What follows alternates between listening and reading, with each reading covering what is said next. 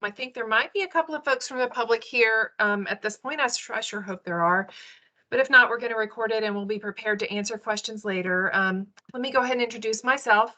I'm Kim Doyle. I do public involvement and community engagement for Austin Energy. And we're here tonight to talk about the Central Texas Grid Connect project and to meet the contractor for that project. So you're going to hear a little bit from me. I've got several folks from the team able to answer questions for you. If you're seeing this as a recording, we'll provide you a way to reach us afterwards. We're going to provide this recording on our website.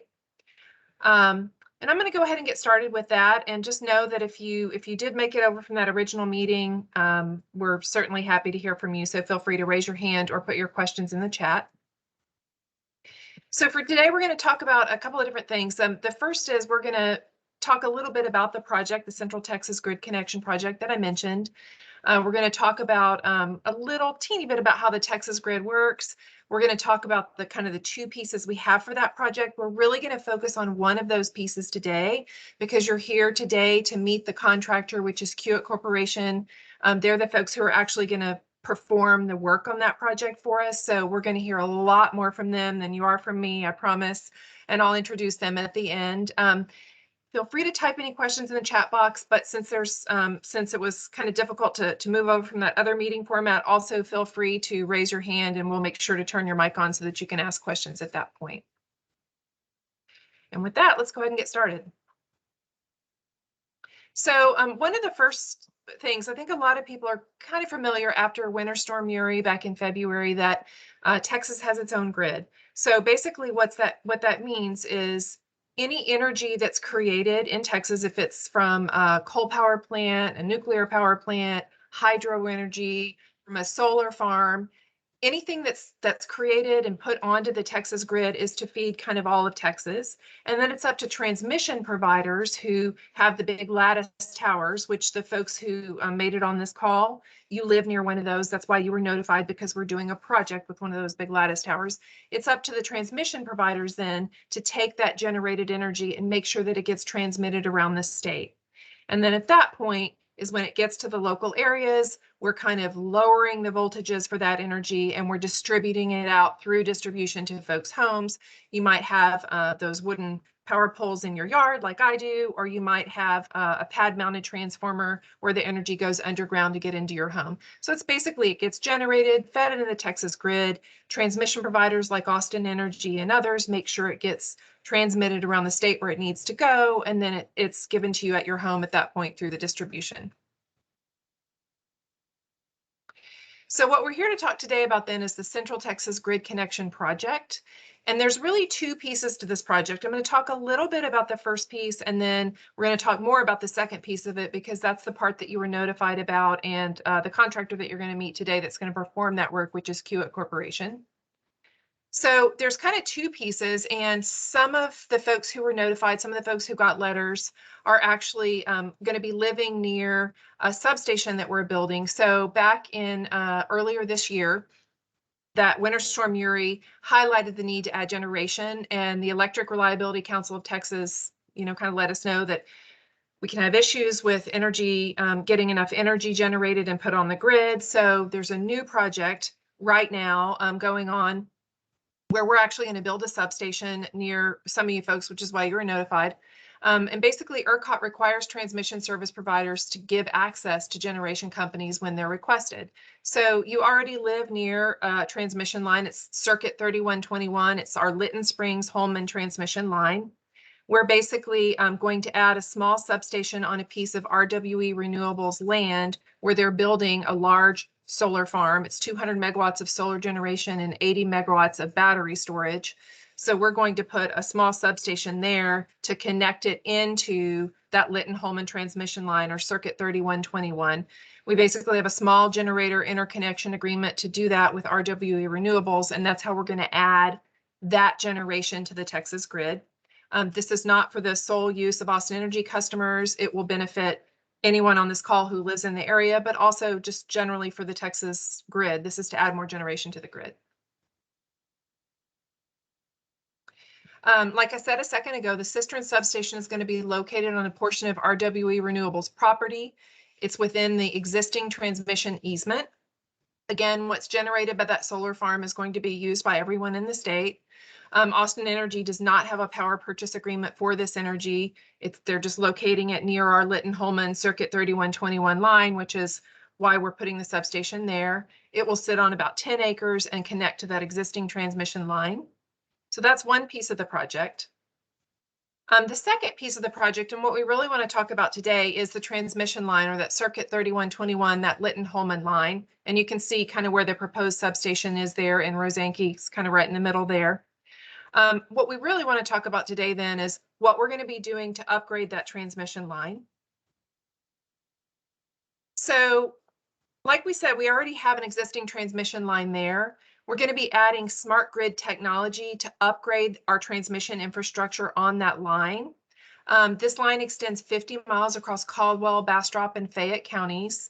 We're not going to be adding new infrastructure poles. We're not going to be adding new transmission, but what we are going to be doing is adding a fiber optic line to the top of that existing transmission, that 50-mile line there. So the fiber optic upgrade is going to be performed by a helicopter team. And I'll show you a little bit more about that. There's a picture, and Kiewit's going to talk to you here in a minute, and they're going to give you lots more details about it. But basically, we're going to be flying in a fiber optic line over that 50 miles of transmission. This is, like I said, smart grid technology that helps us monitor grid connection or grid conditions between the two existing substations and then the third substation when it gets added on there. It allows our substations to communicate with each other. It gives us real-time data about power line performance so we can identify and respond to any problems we see. And then it just provides line protection for lightning strikes and gives our workers better information before arrival. So we're not relying necessarily on visuals as much as we are on it's giving us real-time data that we can use to fix any problems. This is a project that we have been, that's been in the queue for us for quite some time to actually do. We actually have transmission, 523 miles of our transmission lines have already been upgraded with this fiber optic upgrade. That's 83% of our total transmission already has this smart grid fiber optic upgrade. Once we complete adding that fiber optic line to 3121, it's going to bring us up to 90% complete, which is kind of the smart grid technology that all of the transmission providers are aiming for. Are there any questions at this point? Were there any, Jasmine, were there any questions in the chat or Yeah, and actually this is a great time also to mention who are the experts that we have online who could probably help with some of the questions. But the only comment we have so far is earlier you mentioned that we saw from the winter storm Uri that we needed to bring on additional capacity. And the comment was that they read it more as not to sell reserves instead of bringing more capacity. Yeah, I mean, there were a lot of, and we do have some folks on the call. I think Scott Bear is on the call. I don't know if you want to speak to that. He's our head of substation and transmission construction. Scott, are you there? Yeah, Kim, I'm here. Now, can you repeat the question there? Jasmine? Sure. The comment in the chat said earlier Kim had mentioned that we are bringing on or that the winter storm showed that it's important to bring on additional capacity into the grid, and instead the commenter said that he read the storm to prove that we should not sell reserves as opposed to increasing capacity.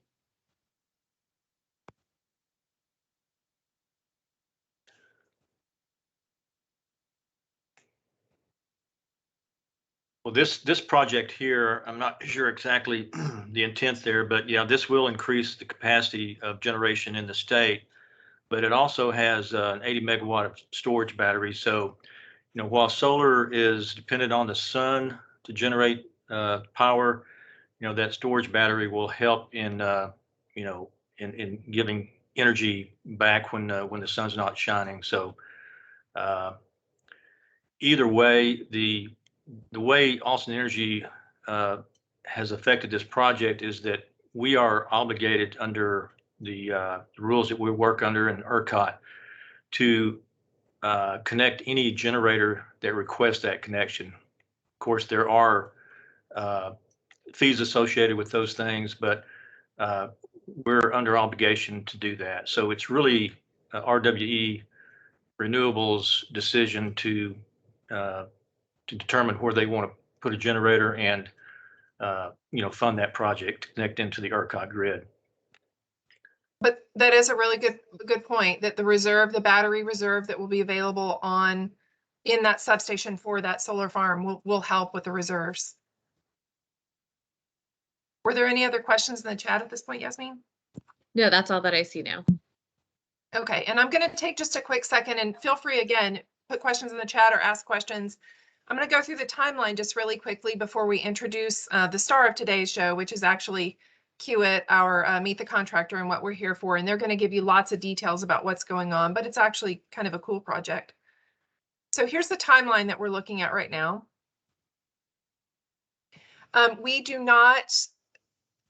We don't have necessarily a contractor hired yet for the substation, but we do have the design of that piece complete.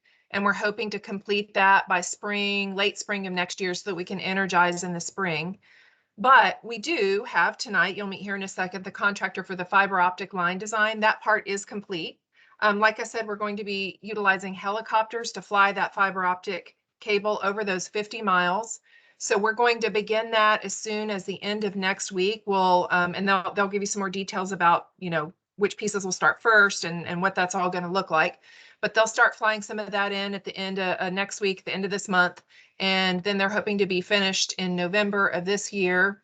And then they'll give you some details about what they're doing to restore the sites, to remove construction equipment, all of that by winter of this next year. And then we're hoping to have everything completed and able to energize by next spring.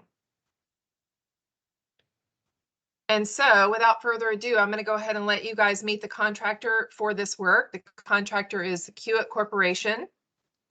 Our Austin City Council approved them as our general contractor for this transmission upgrade. They have performed transmission, distribution, substation, and interconnection projects across the United States. They are leaders in safety management and field operations. And they're actually working with the Source helicopter team, and that's one of the actual Source helicopters you can see that picture of there, to place that fiber optic line across that 50 miles of transmission, that circuit 3121 Lytton-Holman line that's already there, but we're adding that extra smart grid capacity to it. So I'm going to go ahead and hand it off. Who on the Kiewit team is here? I can go ahead and advance the slides for them if you would like. Yes, good evening. This is Zach with Kiewit. I'll be doing the presentation. Okay, thank you, Zach. I'm going to go ahead and advance to your slides here, and you just let me know when you want me to move it along. Perfect. Well, good evening, everyone. My name is Zach. I work for Kiewit. I will actually be the superintendent on the job site for Kiewit during the duration of the project. If you'll advance the next slide, I'll kind of briefly introduce who Kiewit is. I think we can kind of touch base on a high level of what Kiewit's project capabilities are, and then we can get more specifically into the project itself and any potential impacts the public might feel. So you can continue to advance to the next one. So as a whole, Kiewit is a pretty large corporation. We have about 27,000 employees. We are really diverse in our markets that we take place and provide work into. I would say this specific market is going to be power, specifically power delivery. Our design, build, and EPC is probably our largest revenue delivery method. But our projects' contractual values really range, as you can see from the bottom right. We do not shy away from any project values, from the big mega jobs that you might see us completing to small sub $1 million contracts. So we really try to diversify the markets as well as the contractual values of those projects. You can advance to the next slide. So Kiewit was founded in 1884. We have been consistently ranked as a top 10 E&R contractor during that time. We have had consistent leadership over the years. During those 137 years or so, we've only had 6 CEOs. So the average tenure being around 34 years really shows our commitment to our upper management and being results oriented. Our benchmark-based estimating design to provide cost and schedule certainty allows us to bid projects the correct way and finish them on time so we can limit the amount of impact to the public. As Warren Buffett has stated, but you would not be able to build a culture like Kiewit's. Many companies have come and gone over the 137 years Kiewit has been around, but we have definitely stood the test of time. You can move to the next slide. So driving down safety. Kiewit has been a pioneer in the safety aspect of construction during its time. As you can see during this timeline, OSHA actually came around in 1970. But prior to that, upwards of 30 years, we started implementing what safety really means in construction, such as think safety, having full-time safety managers, implementing personal protective equipment requirements such as hard hats. And then in the last 10 years or so, we've really implemented some programs that have changed the industry, such as Nobody Gets Hurt, which is a company-wide program, our Mining the Diamond, which is an incident program focused on severe incidents and how we can mitigate them, whether they result in an injury or not. And probably our star of the show, which is our craft safety advisors and craft voice in safety, which really provide our workers with a voice in safety directly to upper management to create a partnership that really goes back to our Nobody Gets Hurt program.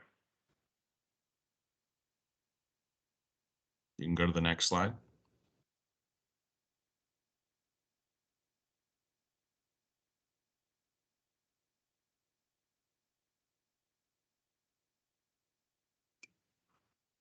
Do you want the next slide after that? Yes, you can go ahead and advance. Sorry, I'm not sure if you heard me. Again?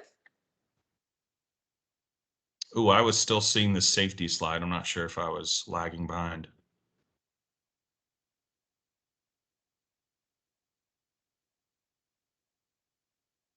Are you seeing contractor Perfect. ranking? Good. Yes, now I can see it. So as I mentioned, Kiewit has been ranked in the top 10 for ENR. We were ranked number 4 for this previous year as an overall top contractor in all markets. Specifically with our transmission and distribution, we were ranked 11th, and in power, we were ranked 2nd for this previous year. You can advance the next slide with information.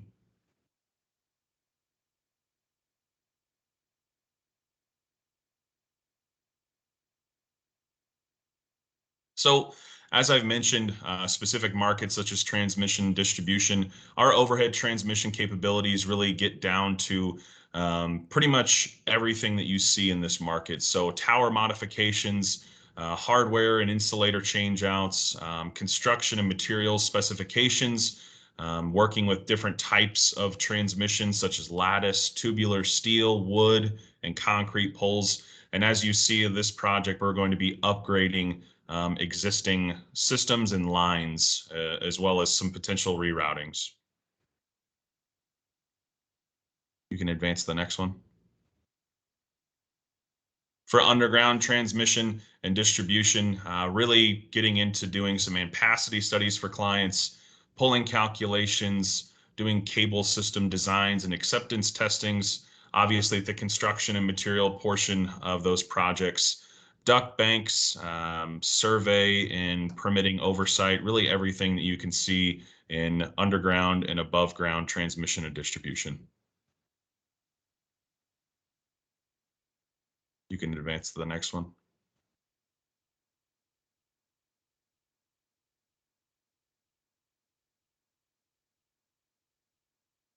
With substations specifically, we do provide new designs, retrofitting, and expansions for existing substations. We do provide different types of substation design and construction, such as gas or air insulated 3D modeling. We do provide quite a bit of control building and grounding, and all of that really encompasses our ability to also provide NERC-CIP compliant physical security, as we have completed on other projects that I'll mention here in a little bit. You can advance to the next slide. So as I mentioned, we do have experience in a diverse market, even in power delivery, transmission, distribution, and substations. We have completed projects across North America, with a wide range of different types of transmission voltages, distribution voltages, and substation size and security requirements. But our vast majority of experience really gets down to our Texas team that is going to be providing the oversight for this upcoming project. So we do have the capabilities to complete just about any of the types of projects you'll see in this market, especially this upcoming one. You can advance to the next one. Mobile workforce, we do have offices all over North America, which includes Mexico and Canada. However, our team currently based out of Fort Worth is our regional Texas team down here that's going to be supporting this project. So we have plenty of oversight here readily available, including myself, who will be down on the job every single day with the backup with our team back in Fort Worth. You can advance to the next one.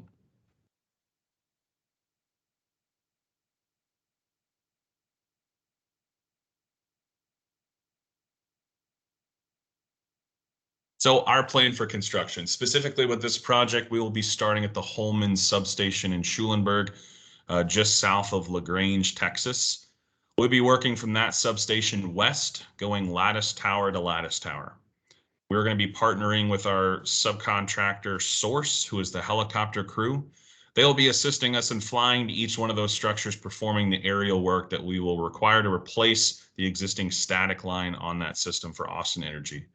We will also have our crews out there that'll be the ground, on the ground during those operations. We'll be pulling in the new OPGW during this time with the help of Source, who can help us quickly get through these operations and move on to the next.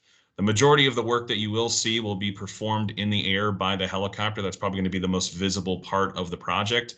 And will affect the largest areas, which is why we have chosen to go with a helicopter subcontractor rather than traditional equipment, which can potentially lead to damage to the right-of-way. So with the helicopter, we can prevent that as well as move a lot quicker on the project and job site.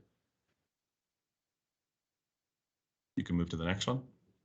Our construction sequence, you'll see pulleys at each of those locations. They'll be installed by the helicopter. Those will be installed on the structures themselves at the very, very top of the structure. Each of our fiber poles will be around 3.3 miles long, so that we'll be getting them done in large chunks at a time and hopefully very quickly and safely as well.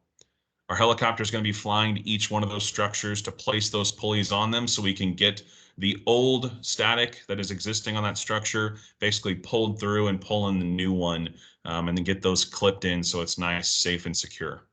We're going to have a ground crew on each side of those pulling setups who will be working the pulling equipment itself, pulling in the new fiber itself.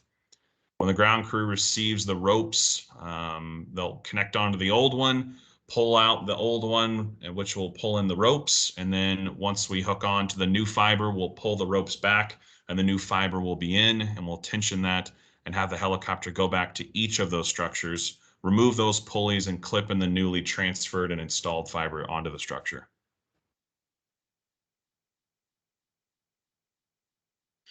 So in order to get to these structures, we are going to have access. In order to access those structures that we'll be pulling to and from, the existing utility easement and right-of-way will be used. The majority of the access to the right-of-way will be off of main roads through the LCRA and Austin Energy-owned gates. We'll be closing and locking the gates behind us to ensure livestock remain in the fence.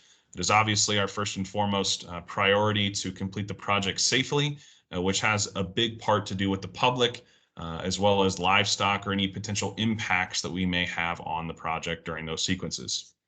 Temporary construction entrances may be necessary to install at these gates. If there is a large ditch or something that would prevent, say, our equipment or a simple pickup truck from accessing that gate, we might temporarily install something to safely access it during the portion of work that would be at that structure. This would allow us to safely get off of the road and onto the right-of-way. For site restoration, as I said, we might temporarily install something on the job site. We also might have to do any sort of small mowing and small items to basically allow us to get to the work locations. A big part of what we do is just getting to the location to do the work.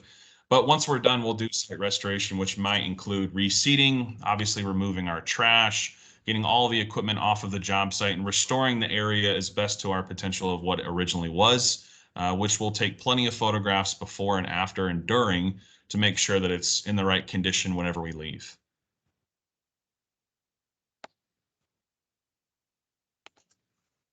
Our time frame, obviously with the construction starting here very soon in the next week or so, we'll be mobilizing down to the job site. Our helicopter operation should hopefully be starting this next week, around midweek or so, with planned construction completion being around the end of January.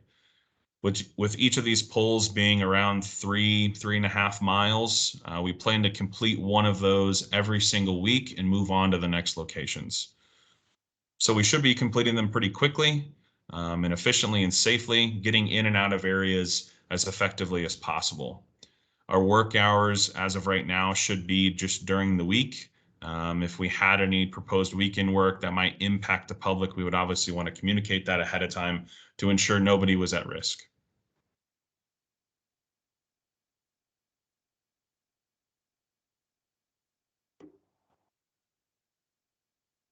So I would say the big thing that probably everyone wants to know about is what are the potential impacts and what are some of the concerns that hopefully we can address right here. Impacts and concerns that obviously I think most people are thinking about is how does this affect me? So we have mentioned our equipment needing to get to the access to the structures themselves. We'll need to occasionally move some heavy equipment from the roadway onto the right-of-way.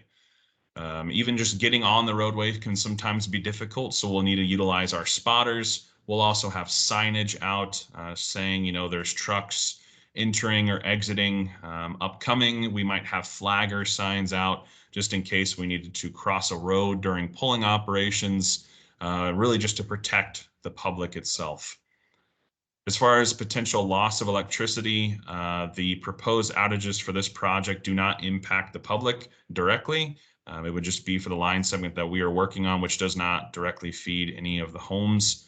For the distribution circuits, we will be protecting those with guard structures while we're pulling, as well as public roadways and heavily trafficked areas, even houses and driveways to the best of our ability. So that way, while we are pulling, no one could be potentially at risk.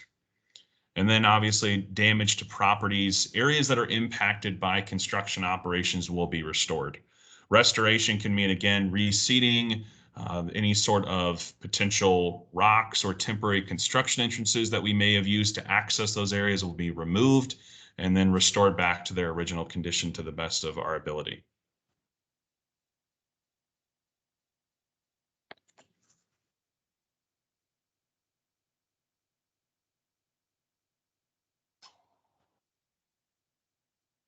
So that was the last of the slides that we had for Kiewit, but we would love to open it up for questions if there were any questions for Kiewit at this point. I'll jump in line. Hello. Okay, go ahead. Hello. My name is Eric McCowan. I'm sorry I came on late. Who are you? Oh, I'm Kim Doyle. I do public involvement for Austin Energy. I think we've actually met over the phone before. It's good to see you in person. Yes, ma'am, Kim. It's good to see you and put faces to letters. I appreciate that. I've jotted down a few things for Zach if y'all don't mind answering. We got some folks here in Rosanke that are obviously very concerned about RWE Big Star Solar and things that are happening around that. So some folks are listening and some folks are too old to figure out WebEx. So we're going to deliver this information to them later on. But first, Zach, do you have a timeline when this construction might impact the residents in Rosanke along Jetto Cistern Road? So right now, our proposed dates for being in Rosanke are going to be towards the end of October and the beginning of November. Okay. And you mentioned ground crews. Do you have an estimation of how many folks will be on the ground employed by y'all working on this? So our employees, we're going to have around 8 to 9 employees, which would include myself on the job site who will be on the ground every day. Our subcontractors source We'll have just a couple employees, and they'll mainly be in the helicopter, but they might have a truck on the right of way just to get to where the helicopter is. Cool. Okay.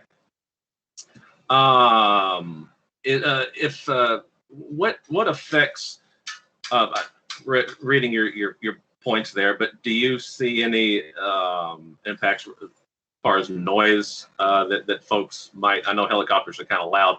What do you have to say about any decibel increases that might bother people during this effort?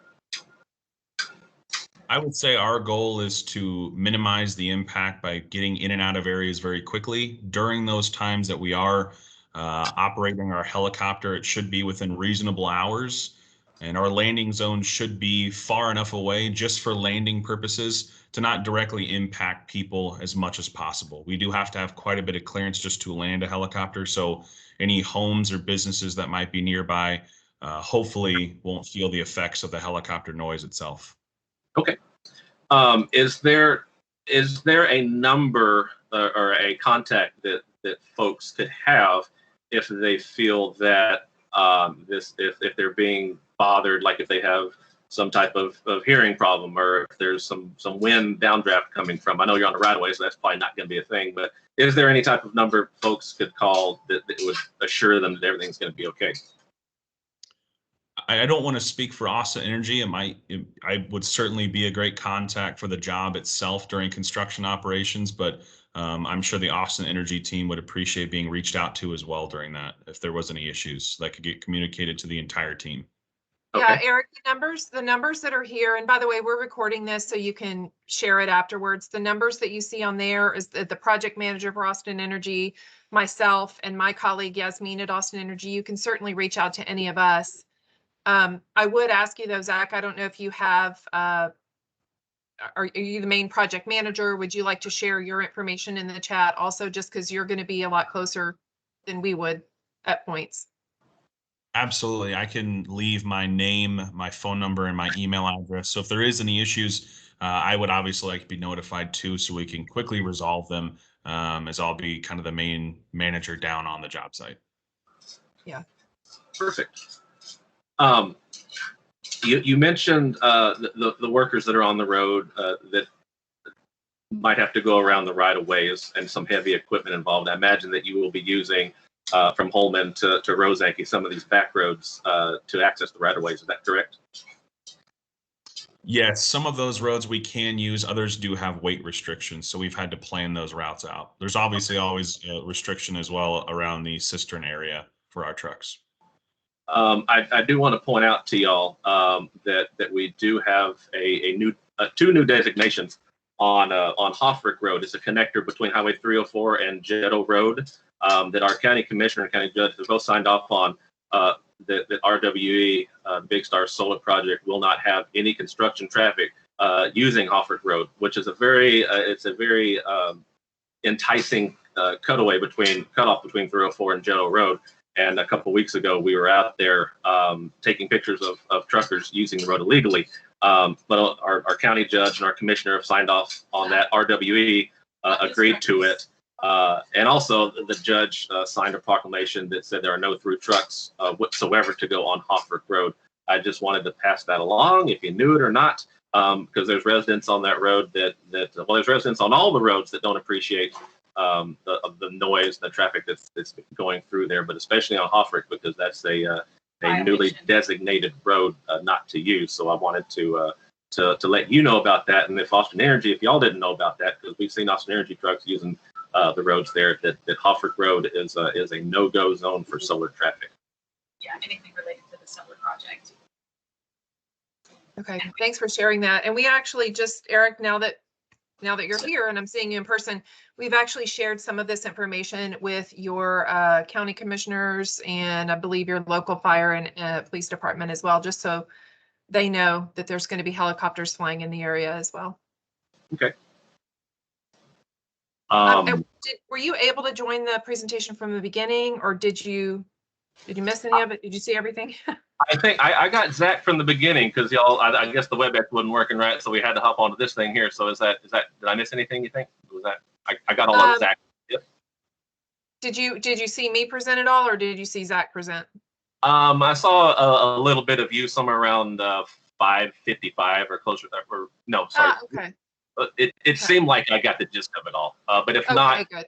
I appreciate. I see where you and Yasmin said that will be shared on your website. So I will go back, and if I missed anything, I will look at it, and I appreciate that too. I will also share this with folks on our pages and websites as well. Because I just wanted to make sure just generally this was just the fiber optic overlay on the 50-mile transmission line. The poles and wires are already there. This is just the overlay part with the helicopter. Just wanted to make sure you knew. I got that. Yeah, I think there's folks that might not. So, but I appreciate the clarification on your part. Thank you. Are y'all going to need Zach? Are y'all going to need anything from county officials while y'all are here? Anything from the sheriff's office or commissioners? Not that we are foreseeing right now. However, if in the future we maybe needed something in way of traffic control and coordinating that through any sort of county officials or the sheriff's department, it might be great to have a contact for that. Okay. And when you mention folks on the ground, heavy equipment, what would that look like? What kind of trucks do you imagine would be out there in scale? I would say, if you're maybe not familiar, would be our bucket trucks. They're typically in decent size, around 30 to 35 feet long in some cases for our larger ones. Those would be traveling on the public roads and then getting onto the right-of-ways themselves. Okay. I think that's all the questions I got for now, unless someone else pipes in and I think of something else. I'll stick around for a little bit. But Zach, I appreciate you. You've been very helpful on this, as opposed to the RWE guys. We look forward to hearing about you and hope that your work goes smoothly and without problem out there. Absolutely. I appreciate the questions, and hopefully we can leave in good standing when the project is complete. Yeah, and we just really want everyone to know what we're doing, and that we, work with good partners to do it. And we're all here in good faith to get this done and to upgrade this transmission line. Yasmin, were there any other questions in the chat? Yeah, I was just going to actually follow up with we've been having some conversation back and forth about what the value add is for the community, and I'm assuming in which the community in which the project is commissioned. And so I think it might be helpful to go back over what exactly is being done, maybe just that it's the fiber optic lines and it's not I don't know. I think maybe some clarity might be helpful or if you want to come on and maybe clarify your question, SV. Sorry, I don't know your name, only your initials. Sure, go ahead. I'll do that. So I don't think it's a fact about clarity, right? I think the fact is that Austin Energy, Kiewit, RWE, whomever chose to operate in this community. You chose to do business here, right? And so that was my question: is corporate citizenship important to you? And if it is, being a good corporate citizen means providing value to the community in which you operate. You chose to operate here. So my question is, what is the value of your corporate citizenship to the community in which you're operating? Well, I can take a first stab at that, and then I'd be happy. I don't know, Scott Baer, you're on the line as well. The first would be, this is adding generation capacity to the grid, and that includes to the folks in this local community. Yep. And also being able to monitor the transmission lines helps you guys as well. Yep, which you said, that energy will not be consumed locally. It will be sent all over the state. So I don't see that as a very big value add. Our good faith effort of corporate citizenship, I don't see that. If it's going to be subcontracted out across the state, what's the local value add again? Well, you'll have access to it as well. You're the first folks. You're right there. Scott Baer, do you want to jump in on that one? Yeah, if I could add to this, I guess you're referring to Rosanke as being the community. You bet.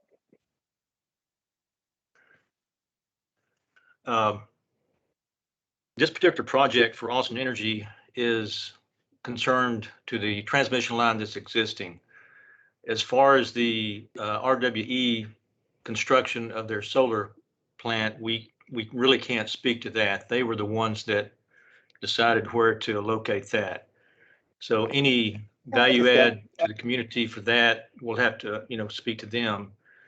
For us, it's more of meeting a regulatory obligation. To work in ERCOT, we're required to connect to generators that want to connect to the ERCOT grid, which we're a part of. So while we do value community involvement, I really can't say that this particular transmission project will add value to your community, except for the fact that it does help improve the reliability of the overall ERCOT grid, which you're a part of. I will say that probably as our construction people are out there, including Kiewit, they will probably visit the businesses there to eat and probably stay overnight. So in that regard, there may be a small bump in business of your community.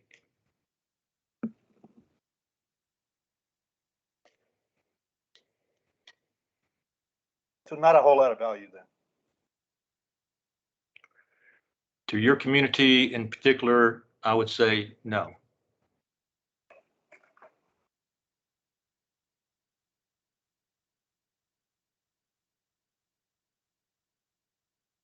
Were there any other questions in the chat, Yasmin? No, that was it. But Zach also did put his contact information in the chat. So it's there if anybody else would like it. Great. I could jump in for one more. Was that Scott that was just talking? Was that one of your Austin Energy folks over there? Yes, he was the head of substations and transmission. Okay. Hi, Scott.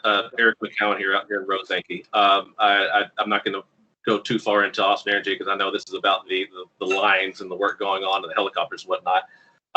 But if you could, you were talking about not a whole lot of value added to our community here. It seems like you might know where this electricity and this solar energy might be headed. Could you tell us do you know what the end result, where this might go? Is it going to be dumped into the general grid, used for Austin, sold elsewhere? What do you know? Well, all generation in ERCOT is now basically socialized. Everything goes into the grid, and then as people use it, it comes out. So people can contract for that particular chunk of power, but it's all done, from basically business ledgers. So, the power itself, once it gets into the grid, is not going to look any different than a gas generator or a nuclear generator or anything like that. So all the power comes in and all the power comes out from the grid, and it's all accounted for from the metering standpoint. So it'll be used throughout the ERCOT system.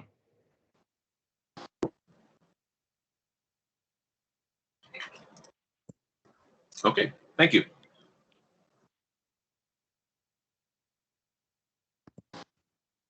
And Nancy, I see you just joined us. We're kind of at the end of the presentation here, but we are going to make this available on the website so that you can watch it later. Okay. All right, thank you.